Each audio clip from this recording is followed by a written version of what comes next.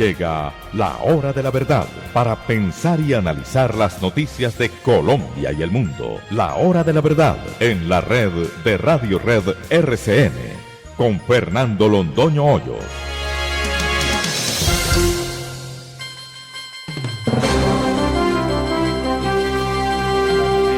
Son las 6 de la mañana de este viernes 17 de abril de 2020. Esta es la hora de la verdad. Y estos temas y asuntos que trataremos en la grata compañía de ustedes durante las próximas horas. ¿Qué pasa con el coronavirus en Colombia? ¿Sabemos algo realmente serio? Sin pruebas es posible acercarnos a una realidad que es eminentemente científica y de pruebas, precisamente. ¿Qué pasa con los floricultores? Este es otro tema de una importancia trascendental. Aquí se acabaron las exportaciones de todo menos las exportaciones de flores. Los floricultores han trabajado con un éxito asombroso. ¿Qué les está pasando en épocas de coronavirus? El decreto sobre pensiones. Le pediremos a un gran experto y amigo de esta casa que nos cuente, el doctor Oscar Iván Palacio, que nos cuente al fin ese decreto, qué es lo que significa. El negocio de los estupefacientes.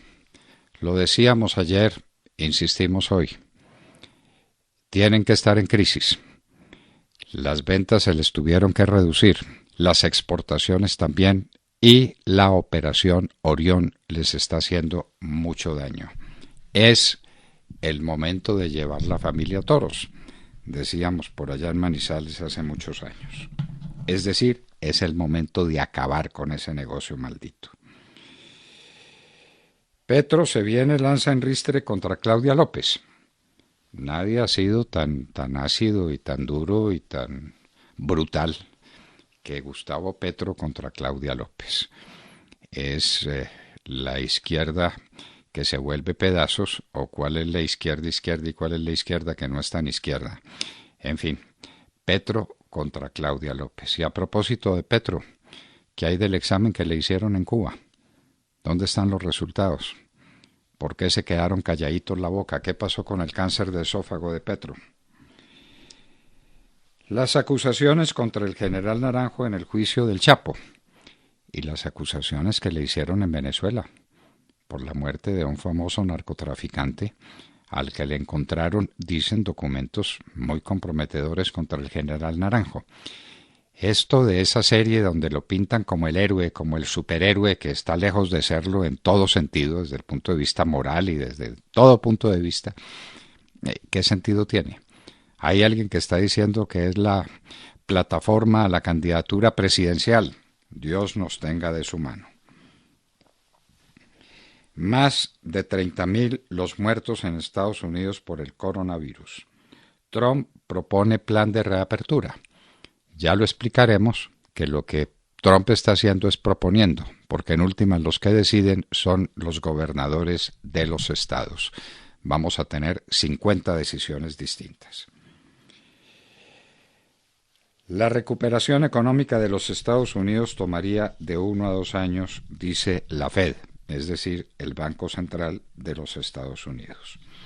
La contaminación del aire ha caído 50% en Europa como resultado del coronavirus. Volvimos a respirar, volvió a respirar la naturaleza, los animales vuelven a vivir. El coronavirus no todo tenía que ser trágico. Otros 6 casos de coronavirus en cárcel de Villavicencio, van 24. Nos parece que todos esos reclusos deben tener coronavirus. ¿Les han hecho la prueba a todos? ¿Hay cómo hacerla? Es la gran pregunta. Hoy estaremos con el doctor Luis Jorge Hernández, médico epidemiólogo y experto en salud pública, preguntándole qué capacidad tenemos para hacer exámenes y exámenes que rápidamente nos digan cuál es la situación de cada persona analizada. El decreto de excarcelación.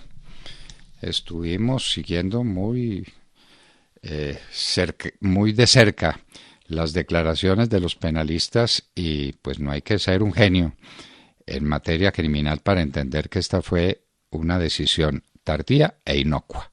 Nada menos que eso. Eso no va a servir absolutamente para nada. Ahí terminarán saliendo libres unos presos y las cárceles quedarán igualmente hacinadas con el mismo peligro de contagio que tenían antes de la medida. En el Reino Unido, 3 semanas más de cuarentena. Están subiendo los contagios en el Reino Unido. Volvieron a rebotar en Italia. Medio aflojan un poquito y el coronavirus se trepa. Vale la pena seguir de cerca esas experiencias. Las perspectivas para la economía colombiana son muy malas, dice ANIF, lo estamos diciendo desde hace mucho rato, pero es bueno que ANIF lo diga para que estemos preparados. Viene el coronavirus de laboratorio, los Estados Unidos investigan. Japón aflojó todos los resortes del control contra el coronavirus a ver si salvaba los Juegos Olímpicos. Se le vino encima la pandemia y lo obligó a dar marcha atrás. Otra experiencia que vale la pena analizar. Por primera vez en muchísimos años, la economía de China se contrae. Cayó 6.8% en el primer trimestre de este año. Oigan la cifra. Se estima en 25 millones el total de personas que en los Estados Unidos pedirían auxilio de desempleo. Nancy Pelosi, claro, no podía faltar, culpa a Trump del desastre por el coronavirus. Nunca dijo ella cómo se debía manejar. Ahora culpa a Trump. Trump tiene la culpa de todo. Esto es un problema político en los Estados Unidos entre republicanos y demócratas en la lucha por la presidencia que se definirá a finales de este año. Italia tiene un rebrote a 3.786 casos y el Reino Unido a 4.617. En la provincia de Guayas, en Guayaquil, ha habido 6.500 muertos en 2 semanas. El promedio era que allá se morían 2.000 personas en el mes. Íbamos en 6.500 en 2 semanas. El desastre en Guayaquil. ¿Qué fue lo que pasó allá? Ivanka Trump se fue con su familia a pasear a un club de golf en New Jersey. Esto sí le va a hacer un daño tremendo a la imagen de Trump. La hija de Trump se va a pasear a un campo de golf con su familia, obviamente violando todas las reglas sobre la cuarentena decretada en ese país. Sigue la crisis en Israel. Netanyahu y Gantz no se pusieron de acuerdo. ¿Vendrá una 4ª elección en Israel? Los ministros del G20, es decir, el grupo de las naciones más ricas del mundo, congelan deuda de los países más pobres. En New York también hubo alza ayer. Ayer fue un día catastrófico. Volvió a subir Italia, volvió a subir el Reino Unido, volvió a subir Nueva York con 9.000 casos. Ayer, 628 muertos para un total de 223.691 casos solo en el estado de Nueva York. Trump se quedó solo en su lucha contra la OMS. Todos los demás países apoyaron a la Organización Mundial de la Salud. Trump se quedó solo en esa batalla. En varios estados de los Estados Unidos salió la gente a protestar por la cuarentena. ¿Qué le han dicho los expertos? Que van a aumentar la cuarentena. Esas protestas, esas manifestaciones multitudinarias, lo único que hacen es poner las condiciones para la extensión del virus. Bolsonaro despide a su ministro de Salud, que tenía un gran prestigio, una gran cercanía con el Parlamento, y la situación de Bolsonaro, quien insistió en decir que esto era simplemente una gripita, no es definitivamente buena. No habrá desfile militar en Rusia el 9 de mayo, celebraban el Día de la Victoria en la Segunda Guerra Mundial. La infección en el portaaviones Theodore Roosevelt. Encontraron 600 contaminados ¿Cómo llegó la contaminación a un portaaviones? No lo han podido averiguar. Pero de los 600, el 60% son asintomáticos. Donde eso sea una muestra de lo que pasa en el mundo, estamos perdidos. Quiere decir que el coronavirus no solamente es un enemigo temible, sino oculto, porque cualquiera puede tener coronavirus sin saberlo, sin que se le note, sin un estornudo. Las garantías a las MIPYMES. Salió la circular para que los bancos la otorguen. Hablaremos sobre el tema. Nos anticipamos a decir con todo respeto y con mucho dolor que creemos que esto no va a funcionar. La columna de Plinio Apuleyo Mendoza sobre el coronavirus, como todas las de Plinio, pero en este momento todavía mucho más oportuno, lo que está pasando en el coronavirus, la situación ideal para un par de artistas y de intelectuales como son él y su esposa. No les representa ninguna carga, pero lo que está sucediendo en el mundo, lo que está pasando en Colombia. Recomendamos esa columna de Plinio. Y la reducción del Congreso. Esto es el daño que le hizo el señor Camilo Ospina al país cuando en la noche anterior al referendo nos metió 1 millón de cédulas adicionales obligando a la señora que dirigía la imprenta nacional a que publicara de afán esa noche la resolución nacional electoral. Ahí se perdió la reducción del Congreso.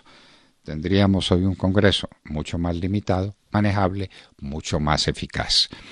Al señor Camilo Ospina se le debe esa gracia. ¿Qué pasó ahí? Parece que nunca se sabrá.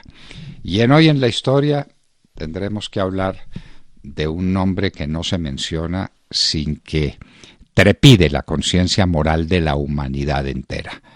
Joseph Mengele, el médico pseudocientífico que hacía pruebas de laboratorio con los judíos que mandaba matar para hacerles las autopsias y para hacer los estudios correspondientes.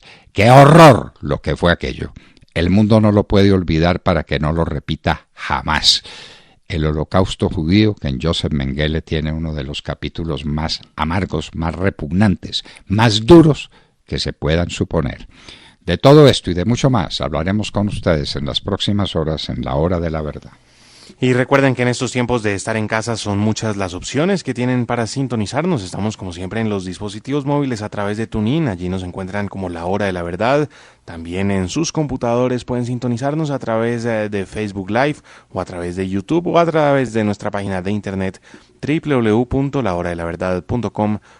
Estamos también en las frecuencias de Radio Red de RCN 710 AM en Medellín, 1200 AM en Cali y 970 AM en Bogotá, y se enlaza con nosotros la señal de Radio Sabana de Sincelejo a través de los 1370 AM. Recuerden que estamos ahora en 9 plataformas de distribución de podcast, así que en su plataforma favorita nos puede encontrar. Estamos por supuesto en Apple Podcasts y estamos en Spotify.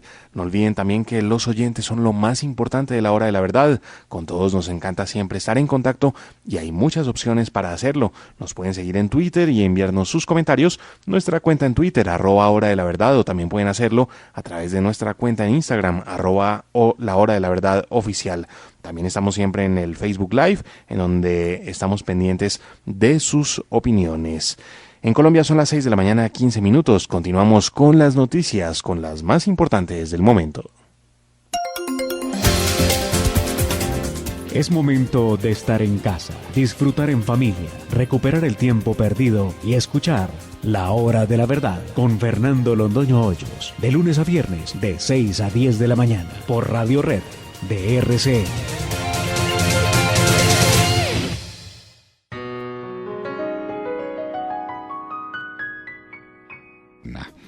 Algo contigo, de Chico Novarro. Con esa canción hermosísima, saludemos la mañana, Sergio Gel. Doctor Londoño, muy buenos días para usted, para todos nuestros oyentes. Hoy se cumple un mes desde que comenzó el estado de emergencia en Colombia para hacer frente al COVID-19. 8 días después nos veríamos confinados todos los colombianos en nuestros hogares, escondiéndonos de un enemigo silencioso e invisible, que en Colombia ya deja 3.233 personas confirmadas como contagiadas con el virus y 144 fallecidos a causa del mismo. Y como hoy se cumplen esos 30 días de ese estado de emergencia, ayer en la mañana y a través de estos micrófonos nos preguntábamos en dónde estaría el decreto que extienda ese estado de emergencia, que en suma no puede durar más de 30 días, pero sí se puede renovar o implementar hasta durante 90 días al año y le permite al gobierno nacional tomar medidas extraordinarias y expedir decretos con fuerza de ley a través de los cuales el gobierno nacional ha podido hacer frente a esta crisis, movilizando al menos 6 billones de pesos para atender a la población más vulnerable en estos momentos.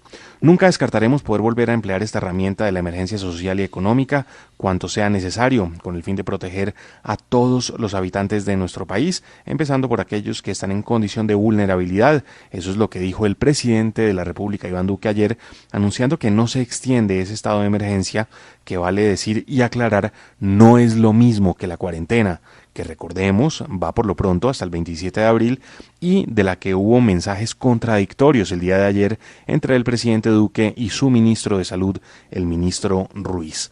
Pues bien, la cuarentena posiblemente se flexibilice a partir del 27 de abril, todo apunta hacia allá, o al menos así parece estar ambientándolo el gobierno nacional. Pasaríamos a lo que ahora denominan un aislamiento obligatorio colaborativo, a través del cual el gobierno buscará que se reactiven algunos sectores de la economía, algo que algunos otros países ya han intentado, no con muy buenos resultados, y han tenido que devolverse, tras el aumento de contagios, a aislamientos totales, como en el que estamos en este momento en Colombia, y en el que, a pesar de ser total, en ciudades como Bogotá se registran unos 300.000 viajes diarios en Transmilenio, lo cual pues nos da cuenta de la magnitud de la cantidad de gente que está en la calle y nos hace preguntarnos cómo se podría manejar el tema del distanciamiento social y de una flexibilización de la cuarentena en sistemas de transporte público como ese, como el sistema de Transmilenio. Pues ya veremos qué pasará entonces a partir del 27 de abril. Hay preocupación por parte del gobierno nacional para reactivar algunos sectores de la economía, esto pues viendo cómo muchos sectores en este momento se han quedado sin liquidez que los bancos deberían estar irrigando gracias a las cartas que ya ha puesto disponibles el Fondo Nacional de Garantías a los bancos, pero bueno, ese es otro tema, el tema de la nómina, que ya aparentemente está disponible y las empresas podrían acudir a ella, pero vamos a ver qué pasa con eso. Lo cierto es que hoy se vence el estado de emergencia, no así la cuarentena, esta se sigue alargando y ya veremos qué pasa a partir del 27 de abril con la flexibilización posiblemente de la misma. Le quiero decir que si el gobierno no extiende la emergencia, se queda sin ella, porque no puede decir más adelante que vuelve a decretar la emergencia por el mismo coronavirus, porque la emergencia es para un hecho imprevisible, súbito, que está enfrentando como lo está enfrentando ahora con la actual emergencia. Pero dentro de 4 meses no puede decir que es imprevisible que tenga coronavirus. De manera que corre distintas, el riesgo. ¿no? ¿Ah? Tienen que ser causas distintas las que argumenten la nueva declaratoria. Exactamente, pero no el mismo coronavirus. Claro, corre el riesgo de quedarse sin ella. Claro, en este momento podría extenderla durante 60 días más, a través de 2 periodos de 30 días. Exacto. Pero ha renunciado, sorprendentemente, el gobierno a ella. Muy curioso. Me parece que le falta un buen abogado en Palacio al señor presidente. Es mi respetuosa observación que hago. Tatiana Guerrero. Buenos días, doctor Fernando, compañeros, y a toda nuestra querida audiencia. El presidente de los Estados Unidos, Donald Trump, anunció en las últimas horas un plan para reactivar su economía tras la pandemia de COVID-19. El plan consiste en 3 fases flexibles de apertura, cada una de ellas con una duración de al menos 14 días. La fase 1 propone reabrir restaurantes, que las personas vulnerables permanezcan en casa, que en los lugares públicos se mantenga la distancia física y evitar socializar en grupos de más de 10 personas. Para la fase 2, el mandatario estadounidense plantea evitar socializar en grupos de más de 50 personas, reanudar los viajes no esenciales, la reapertura de escuelas y guarderías, prohibir las visitas a hospitales y ancianatos, la reapertura de centros de eventos masivos con estrictos protocolos de distancia física moderada y la reanudación de algunos tipos de cirugía. En la última fase, denominada por algunos como la nueva normalidad, se reanuda sin restricciones el regreso de las personas a los lugares de trabajo, pero en todas las fases pide que las interacciones públicas siempre se mantenga la distancia física. El presidente Trump aclaró a los gobernadores que son lineamientos y no órdenes obligatorias, sino que cada estado de los 50 podrá reabrir su economía de acuerdo a su situación en particular. Esto es una preocupación para algunos expertos porque serán 50 decisiones distintas frente al tema. Y esto se da en medio de una alza en las cifras de personas contagiadas y muertas por coronavirus COVID-19 en ese país, pues Estados Unidos hasta el momento cuenta con más de 671,000 personas contagiadas, más de 33,000 que han muerto a causa de este virus y más de 56,000 que se han recuperado. Esperemos saber, doctor Fernando, qué va a ocurrir con todas las decisiones que tomen los diferentes estados en ese país. Lo de los viajes no lo entendí. Usted nos lo explicará después. ¿Cómo eso de que se reanudan los viajes no esenciales? Es decir, ¿se abren todos los cielos? Bueno, algún día me lo explicará. Mar Córdoba. Doctor Fernando, compañeros de la mesa, oyentes de la Hora de la Verdad, muy buenos días. Y entonces seguimos con declaraciones de los terroristas del ELN desde La Habana, Cuba, desde donde el régimen de los Castro los tienen viviendo desde que Juan Manuel Santos y su gobierno decidieron llevarlos para hablar de paz, siguiendo los pasos de lo que se hizo con las disidencias de las FARC, que terminaron negociando con unos pocos, algunos de ellos, que terminaron en la impunidad y con una curul en el Congreso de la República. Y digo disidencias porque realmente la gran mayoría, el grueso de las FARC, sigue en armas, narcotraficando, asesinando y secuestrando.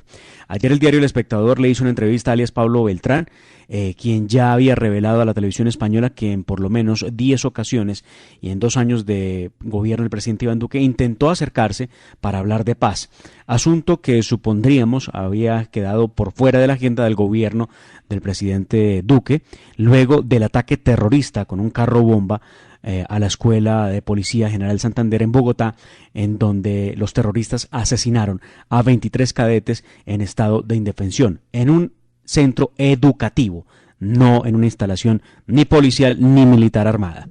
Pues según el jefe de esa narcoguerrilla, es Pablo Beltrán, esa organización guerrillera no ha cerrado los canales para una conversación de paz con el gobierno del presidente Iván Duque y les envió un mensaje para que aprovechen esta época de cuarentena y para que se pueda plantear ya no un cese unilateral como el que ellos dijeron haber decretado, sino que se logre llegar al acuerdo de un cese al fuego bilateral, los mismos caminos que se transitaron con las FARC, calcado. De igual manera, el jefe guerrillero le advirtió que desde esa organización también quieren explorar cuál es la intención del gobierno porque están preocupados frente a los que han dicho que hay que hacer trizas la paz. Y no les queda duda de que realmente lo que quieren es preguntar si lo que desea el gobierno de Duque es alcanzar la paz o destruir al ELN. Pablo Beltrán, ante la pregunta de si hay jefes de esa guerrilla y miembros terroristas en Venezuela, afirmó que ese grupo tiene presencia en toda la frontera con el vecino país, pero negó que haya presencia de ellos en las zonas mineras venezolanas. ¿Quién le puede creer? Al final de la entrevista, el jefe de la delegación que llaman de paz del ELN, que es Pablo Beltrán, quien se encuentra en La Habana, Cuba, afirmó que la decisión de esa guerrilla es mantener el cese al fuego en la medida de lo posible y que termina hasta el 30 de abril, dependiendo de las condiciones en las zonas donde se encuentran en estos momentos. Y de otra parte, el colombiano, con Miguel Ceballos, que es el comisionado de paz, sigue empeñado y hablando de la necesidad de que el ELN cumpla con el cese al fuego, con liberar a los secuestrados, con no volver a secuestrar y con tener una verdadera voluntad de paz. ¿Acaso vamos para una segundo acuerdo habanero de la paz? Vamos a ver. Piden poquito los angelitos. Partamos de lo que usted ya acordó con las FARC y entonces de ahí en adelante a ver qué más nos da. Piden poquito. piden poquito. En el acuerdo con las FARC, Santos les entregó el país a esa partida de bandidos, de maleantes, de narcotraficantes. Les entregó el país. El ELN dice, partamos de ahí y de ahí en adelante a ver qué más me da. Piden poquito. Estos narcotraficantes, estos asesinos, estos criminales contra los que hay que utilizar la fuerza legítima del Estado para reducirlos y para liquidarlos, dedicados ahora como están al negocio del narcotráfico. Bueno, ya hablaremos más del tema más adelante. Santiago José Castro. Doctor Fernando, muy buenos días para usted, para todos los compañeros en la mesa y para nuestros oyentes en la hora de la verdad. Anoche, de manera unánime, el Consejo Superior de Política Fiscal, organismo adscrito al Ministerio de Hacienda y Crédito Público, encargado de dirigir la política fiscal y coordinar el sistema presupuestal en Colombia, apoyó la iniciativa del gobierno de aplicar el artículo 6 de la Ley 1473 de 2011, más conocida como la regla fiscal. Dicho artículo establece una cláusula de gasto contracíclico donde el gobierno nacional podrá llevar a cabo programas de gasto como política contracíclica cuando se proyecte que en un año particular la tasa de crecimiento económico real estará 2 puntos porcentuales o más por debajo de la tasa de crecimiento económico real de largo plazo, siempre y cuando se proyecte igualmente una brecha negativa del producto. Pues bien, el gobierno estima que el crecimiento económico será negativo en 1,6% y por lo tanto ha solicitado aplicar esta cláusula, llevando el déficit fiscal a 4,9% desde el 2,2% inicialmente esperado para 2020. Recordemos que la regla fiscal en su momento estableció que el déficit estructural del gobierno nacional central no será mayor a 1% del PIB en 2022. Esto evidentemente no va a ocurrir. Los integrantes del CONFIS, sin embargo, expresaron su preocupación, pues el crecimiento podría ser menor y por lo tanto aumentaría también el déficit fiscal. Recordemos que para el Banco Mundial, Colombia terminaría el año con un crecimiento negativo de 2%. Atrás, doctor Fernando, parecen haber quedado los pronósticos de Fedesarrollo y otros que sugerían un escenario pesimista con crecimiento negativo de 0,5%. Esperemos que el conjunto de decretos que expidió el miércoles a la medianoche el gobierno surtan el efecto esperado, pues el futuro aún es incierto. Amanecerá y veremos. Bastante incierto. Esa medida que tomaron, por ejemplo, para las pequeñas y medianas empresas, eso no va a funcionar. Los bancos no van a asumir ese 20% de riesgo. El análisis de crédito va a ser muy dispendioso, va a ser muy complejo. Eso definitivamente no va a funcionar. O el gobierno tomaba la medida radical de garantizar todos los créditos a las pequeñas y medianas empresas con el único objetivo de pagar la nómina, de apartar a la gente del hambre, de salvarla del hambre, a los empleados de las empresas medianas y pequeñas, o enredaba las cosas como lo hace siempre una comisión de técnicos. Eso no cabe ninguna duda. Se lo entregó a una comisión de técnicos y lo enredaron todos. Tata Castro. Muy buenos días a todos. La noticia deportiva continúa siendo el manejo que le están dando las diferentes asociaciones deportivas a la crisis por el coronavirus.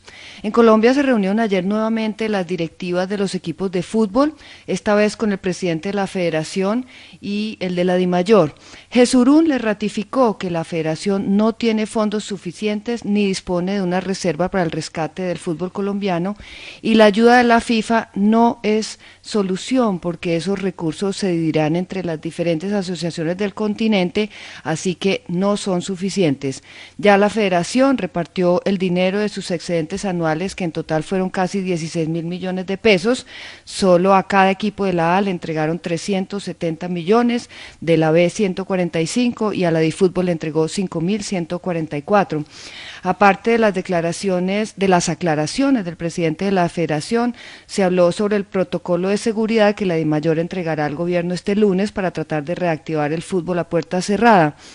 Jorge Enrique Vélez, su presidente, solo tocó ese tema. Hoy se vuelven a reunir y mientras en Colombia buscan una salida al fútbol, en Estados Unidos la Federación de Tenis anunció ayer que ayudará con $15 millones a los profesores y clubes que están sufriendo a causa del COVID-19 y además reducirá los salarios de sus altos ejecutivos en un 20% durante el resto de 2020. Sobre el abierto de los Estados Unidos de ese deporte, descartan la posibilidad que se haga a puerta cerrada y por ahora continúan con la misma fecha, iniciando el 24 de agosto.